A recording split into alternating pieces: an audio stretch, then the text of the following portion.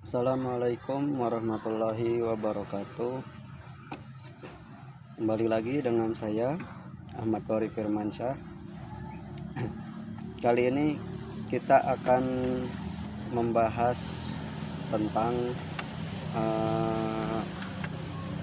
pembagian hadis dari segi kuantitas.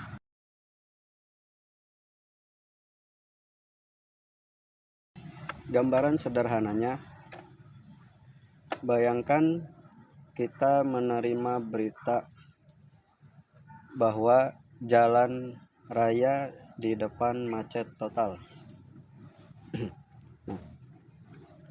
Terus kalau yang bilang cuma satu orang, kita mungkin masih ragu, benar apa enggak ya di depan macet.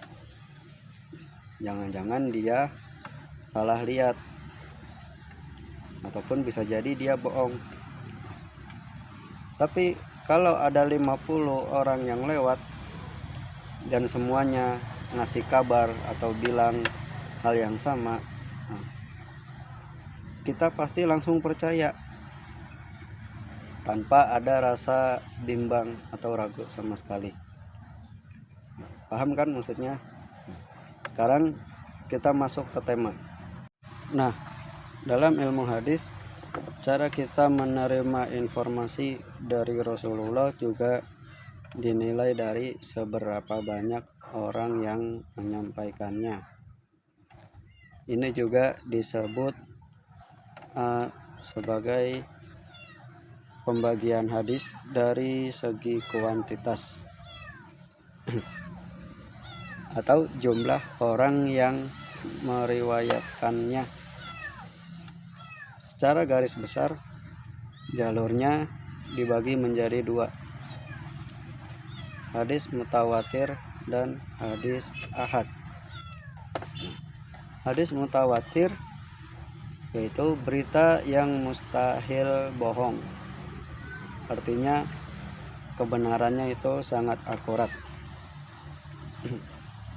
Sederhananya, hadis mutawatir ini ibarat berita yang disampaikan oleh orang yang banyak banget di setiap generasinya. Setiap generasinya itu yang menyampaikan banyak. Terus jumlah perawinya yaitu atau orang yang menyampaikannya sangat banyak. Logikanya nggak mungkin dong orang sebanyak itu janjian buat berbohong. Sebanyak ini orang janjian untuk berbohong atau menyampaikan yang tidak benar. Itu yang dimaksud hadis mutawatir. Hadis mutawatir ini punya 3 bagian atau 3 jenis. Yang pertama, hadis mutawatir lafzi, yaitu redaksinya dan lafadznya sama persis di semua jalur. Jadi dari generasi pertama sampai generasi setelahnya itu hadisnya sama semuanya, tidak ada perubahan. Lalu yang kedua, hadis mutawatir maknawi, yaitu redaksinya berbeda namun inti hadisnya atau tujuannya itu sama. Terus hadis mutawatir yang ketiga, hadis mutawatir amali, yaitu tidak berupa teks tapi melalui praktik yang dilihat dari Nabi seperti sholat. Contohnya saat itu, shollu kama ra'aitumuni usolli. Contoh hadis lain yaitu contoh hadis mutawatir lain, siapa yang berbohong atas namaku, maka bersiaplah mengambil tempatnya di neraka. Hadis ini diceritakan oleh banyak sahabat dan diikuti oleh banyak tabi'in dan seterusnya. Masuk ke hadis yang selanjutnya, yaitu hadis ahad. Hadis ahad ini lebih derajatnya lebih rendah dari hadis mutawatir, atau bisa dikatakan periwayatnya sangat terbatas ataupun sedikit. Hadis ahad yaitu hadis yang penyampaiannya tidak sebanyak hadis mutawatir.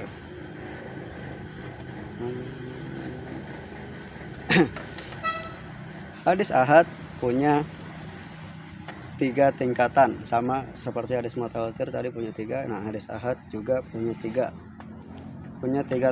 tingkatan tergantung dari jumlah orangnya. Nah, hadis ahad yang pertama yaitu masyhur. Hadis ahad masyhur diriwayatkan minimal 3 orang di setiap tingkatan sanadnya dan generasinya. Nah, kalau hadis mutawatir sudah pasti lebih dari 3. Nah, kalau hadis ahad ini di paling sedikitnya itu 3 orang di setiap sanadnya. Nah, terus bagian yang kedua hadis ahad aziz, yaitu perawinya tidak kurang dari 2 pada setiap tingkatan sanadnya. Nah, ini lebih dikit lagi dari hadis yang sebelumnya. Terus hadis ahad yang ketiga yaitu gharib, yaitu terjadi penyendirian perawi dalam jalur sanad. Artinya si perawi cuma satu, tidak ada siapapun, yaitu di tengah, mau di awal sanad ataupun di tengah sanad. Contohnya seperti hadis semua amal itu tergantung niatnya.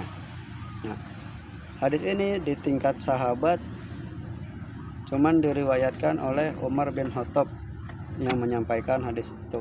Jadi cuman 1 orang di tiap tingkatannya. Poinnya, apakah hadis ahad bisa dikatakan hadis palsu karena sedikit yang menyampaikan?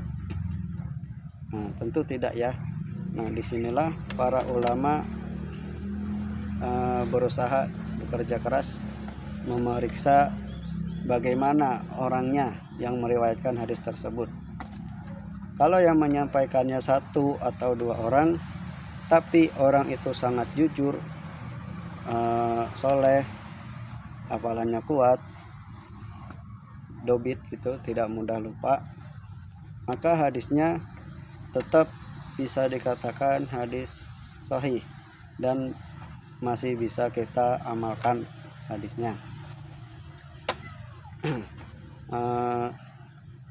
Jadi kesimpulannya, kalau dinilai dari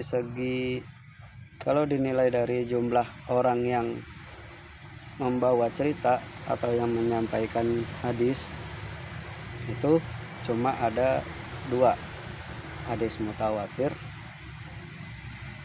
dan hadis ahad yang tadi sudah kita bahas. Hadis mutawatir yang membawa periwayat yang banyak, periwayatnya sangat banyak, sederhananya seperti itu. Nah, hadis mutawatir ini sudah pasti qat'i, kita wajib percaya 100% tanpa perlu cek latar belakangnya terdahulu. Tidak perlu cari tahu orangnya seperti apa, apakah dia orang soleh atau bukan, karena saking banyaknya orang yang menyampaikannya sudah pasti itu akurat. Nah, terus hadis yang kedua, hadis ahad, yang bawanya atau yang menyampaikannya cuma 3 ataupun 2 orang, bahkan 1 orang. Nah, makanya hadis ahad ini harus kita periksa dulu kebenarannya, apakah orangnya ini jujur atau orangnya punya hafalan yang kuat, dan seperti syarat-syarat yang sudah kita ketahui sebelumnya. Nah, pesan terakhir, semoga dengan tahu hal ini kita makin kagum dengan cara ulama menjaga keaslian hadis ataupun keaslian dari ucapan-ucapan Nabi kita Muhammad Shallallahu Alaihi Wasallam.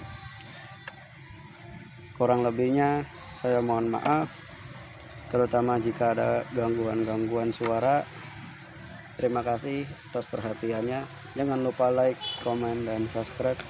Assalamualaikum warahmatullahi wabarakatuh.